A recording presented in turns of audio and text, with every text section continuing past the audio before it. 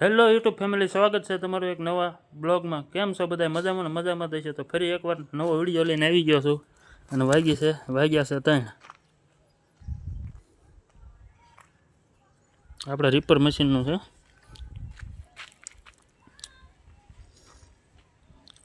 ઘણાની comment આવી છે કે રીપર મશીનનો વિડીયો બનાવો.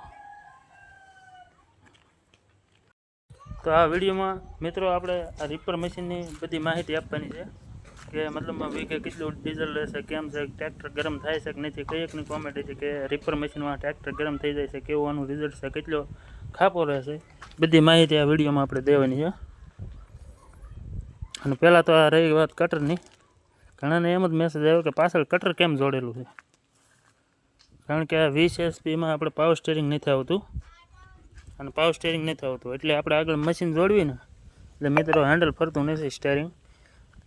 મતલબ આગળ વજન થઈ જાય કે નહીં એટલે બળ કરવું પડે. એટલે પાછળ કટર જોડી દીધું એટલે મતલબમાં જે ઓલું લોડર આવે ને રેતી ભરવાનું એની ઘોડે સમતલ વજન થઈ ગયો એટલે સ્ટીયરિંગમાં વાંધો ન આવે કે પ્રોબ્લેમ. એના માટે કટર જોડેલી છે. અને જોઈ લો આ રીપર મશીન 1,20,000નું રીપર મશીન આવ્યું છે. અને અમે હજી 3-4 વીઘાને જાહેર વાઢેલી છે. આનાથી 3-4 વીઘાની ડીઝલ તો મિત્રો આમાં ઉપાડે છે. વીઘે 4 લીટર ડીઝલ ઉપાડી લે, 4-5 લીટર ડીઝલ ઉપાડી લેશે વીઘાની જાહેર વાઢો ને એટલે. અને હીટિંગનો પ્રોબ્લેમ પણ રહેશે, પણ એટલો બધો ખાસ નહીં. તે પછી જેવો એની ઉપર ડ્રાઈવર હોય ટ્રેક્ટરનો એ રીતનો હીટિંગનો પ્રોબ્લેમ રહેશે એની ઉપર. એટલે કે કારણ કે જો આ મશીનનું જે અહીંયા વઢાય છે ને, તમે બતાવું અહીંથી વઢાય, આગળ નહીં બતાવું. મતલબમાં અહીંથી આમ જાહેર જાય તો એનું જે ઉડીને આવે ને એ બધું અહીં મિત્રો ભરાય છે. અહીં આ જાળીની અંદર જે એનો ઘા જાય ને એટલે આગળનું રેગ્યુલેટર સંધાઈ જાય. એના લીધે મતલબમાં સંધાઈ જાય, એના લીધે ગરમી આવે છે બધી. એટલે ટ્રેક્ટર મતલબમાં થોડુંક આમ વાઢીને કે એને પોરો દેવો પડે અને બધું સાફ કરવું પડે તો રીપર મશીન હાલે. અને બીજું કે આ રીપર મશીન એકવાર ફિટિંગ થઈ ગયું ને પછી છૂટે નહીં. મતલબ આ ટ્રેક્ટરમાં અમારે બીજું કંઈક હાંકવું હોય ને તો હાલે નહીં. હમુંથી ખોલવું પડે આખું. મતલબમાં તમારે ટ્રેક્ટર એમ સમજવાનું કે ઝાડનું મશીન, ઝાડ વાળવાનું મશીન જ છે આખું. મતલબમાં ટ્રેક્ટર હોતું એમ ખોલવાનું નહીં બીજી વાર. અને બતાવું ફિટિંગ બતાવું હું તમને બધું. જો અહીં જોઈન્ટ આવશે, આ જોઈન્ટ કટરમાં આવે ને એ રીતના જોઈન્ટ. પાછળથી પીટીઓની ફેરી આગળ લીધેલી છે એનાથી. જો બતાવું, આ હેઠે આપણે આખો પીટીઓ છે. જો આ નીચેથી ટ્રેક્ટરના નીચેલી ગયેલો છે પીટીઓ આખો, પાછળથી આવેલો છે. જોઈ આનીમાં કટર જોડેલું છે પણ એનો જોઈન્ટ નથી જોડેલો. જો અહીં આવી પુલી આવી જાય બે, અહીંથી આગળ ફેરી લેશે. અને અહીં આપણે જે લારી ઊંચું કરવાનું આવે ને એનાથી તે આગળ મશીન ઊંચું કરવાનું. અને આ પટ્ટા આવે છે, આ પટ્ટાથી ને તે મતલબમાં ઝાડને એક સાઈડ પાડે છે. એક સાઈડ એક હરખી ઝાડ મતલબમાં પડતી જાય છે. આ પટ્ટા, આ 3 પટ્ટા. મોટા ટ્રેક્ટરનું મશીન લ્યો તો એમાં અહીંયા આગળની સાઈડ 5 પટ્ટા આવે છે અને આમાં 3 પટ્ટા આવે છે. હા મિત્રો, આ નીચે બ્લેડો આવે છે આવડ્યા. આ જે આમથી આમ થાય ને એટલે એનાથી ને ઝાર, મતલબમાં ઝાર, બાજરી, ઘઉં, તલ ગમે એ હોય આમાં હાલ છે. અને એનાથી ને બધું કપાય છે. બરાબર, જોઈ શકો.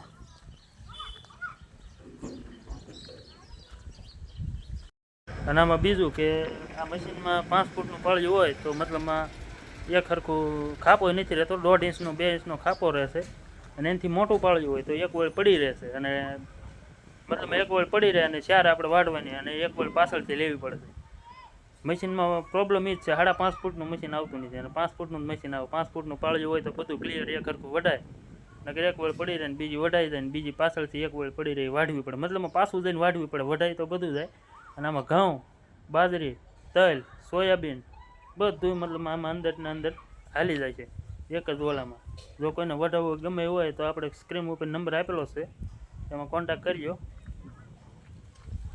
અને આમાં અમે બાજરીની વાઢેલું છે એકવાર, બાજરીની જાહેર વાઢેલી છે. તલનો ને ટ્રાય નથી મારી. ઘઉં ને એવું બધું બાકી છે, સિઝન ચાલુ થાય. મતલબ આ ટ્રેક્ટરમાં પછી કંઈ હાલે નહીં. જો આ બધું પડ્યું છે વાવણીઓને એવું. અહીં દાંતી પડી છે,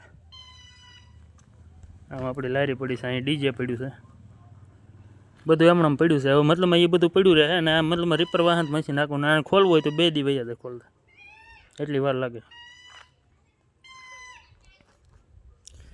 અને આના વીઘાના ભાવની વાત કરીએ તો એ તમારે કોન્ટેક્ટ મતલબમાં મને ફોન કરીને જાણવું પડશે, એમાં હું તમને કહી દઈશ, કારણ કે હજી આનું ડિસ્કશન ચાલુ છે. તો મિત્રો હવે મશીન આપણે તમને ચાલુ કરીને બતાવું કે કઈ રીતે આપણે હાલે છે, બરાબર. અને આ ઘણા કહેતા હતા ને કે આ ઓલનને ઓલું મેં કીધું તો ખબર કે આને ઓલનની ઘોડે બાવડાની સિસ્ટમ આવે, તો ઘણાને એમ વિચાર આવતો છે કે આ લારીનું મતલબ આ બાવડાનું પાછળથી કટર અધર કરેલું છે, તો આગળ મશીન કઈ રીતે અધર થઈ જાય એમ એકને એક ઓલમ એ બતાવું તમને. જો અહીંયા વાલ આપેલા છે એની અંદર, જો અહીંયા વાલ, જો આ વાલ છે ને એ વાલથી મતલબ પહેલાં કટર અધર કરી લેવાનું, પછી વાલ આમ ફેરવી દો ને અવળો એટલે આ પછી આગળ ઓછું થાય અને કટરે એમનેમ રહે. ચાલો હું તમને ટેસ્ટિંગ કરીને બતાવું.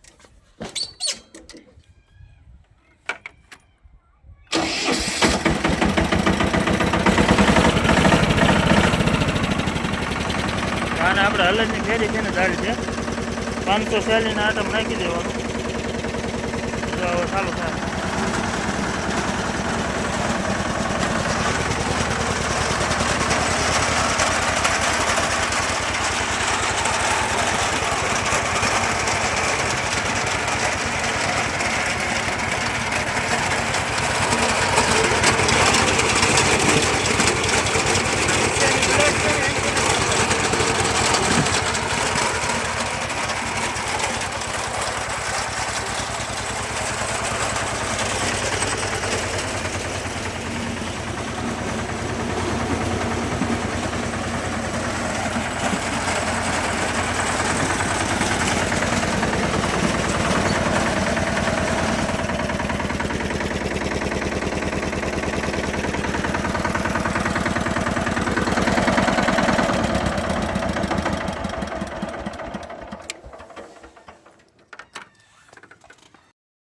આપણે સકલીના માળા લાવીશું, આ મકાનમાં બાંધવાના છે.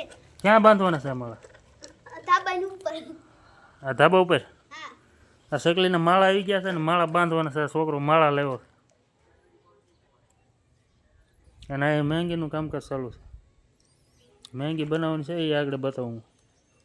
આપણું ટ્રેક્ટર પડ્યું છે, ગાડી આવી ગઈ છે.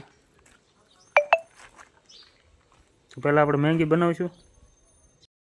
તો મિત્રો આપણે તેલ નખાઈ ગયું છે તપેલામાં, મહેંગી બનવાનું ચાલુ થઈ ગયું છે. આ છે બટાટા, ટમેટા, ડુંગળી, આદુ, મરચાં, બાજિયા, મહેંગીમાં આવું બધું હોય. તો એકવાર બતાવું તમને, બનાવીને બતાવું. અને અહીંયા બાંધણ ચાલુ છે, માળા બાંધવા બતાવું, મળીએ પાછું. તો આ ગ્રેવી બધી આવી ગઈ છે, ટમેટા, મરચાં, ડુંગળી, બટાટા અને આ છે મહેંગી. મહેંગીમાં બેસ્ટમાં બેસ્ટ મહેંગી આવતી હોય ને તો આવડે RCMની 20 રૂપિયાની એક મહેંગી આવે, પણ કાંઈ ઘાટા નહીં. જાય તોડવાનું કામકાજ ચાલુ. અને આ મસાલો આવે છે એમાં, આ બધું મહેંગીમાં એડ થઈ જાય. મતલબ આ ગ્રેવી બધું રેડી થઈ જાય એટલે આમાં પાણી નાખીને મહેંગી નાખી દેવાની અને ટોટલિંગ વસ્તુ નાખવાનું. ધાણા જીરું, હળદર, મરચું, કોરું મરચું, જીરું ભજીયા બધું આમાં આવી જાય મહેંગીમાં. એકવાર ખાસ ટ્રાય કરવાની મહેંગીની. તો મિત્રો આપણે ગ્રેવીને બધું નાખીને મસાલો નાખીને બધું કમ્પ્લીટ કરી દીધું છે. હવે આપણે નાખ્યું છે મહેંગી, જોઈ લઈ જા. આ પાણી ગરમ થઈ જાય એટલે મહેંગી નાખી દેવાની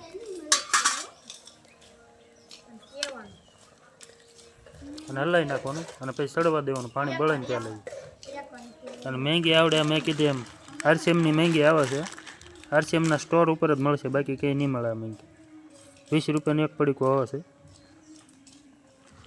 પણ મહેંગી એટલે એકવાર ખાઈને ટેસ્ટ કરજો. આ પાણી બળી જાય એટલે મહેંગી ઉતારી લેવાની, મહેંગી કમ્પ્લીટ થઈ જાય. તો મિત્રો આપણી મહેંગી બનીને કમ્પ્લીટ થઈ ગઈ છે. જોઈ લો, આ મસાલો બધો કમ્પ્લીટ આવી ગયો. આમાં ત્યાં થોડોક રસો રહ્યો છે. આ બળી જાય એટલે આપણી મહેંગી કમ્પ્લીટ. આ રીતની ગ્રેવીવાળી મહેંગી એકવાર જરૂર ખાઈને ટેસ્ટ કરજો કઈ રીતે બને છે.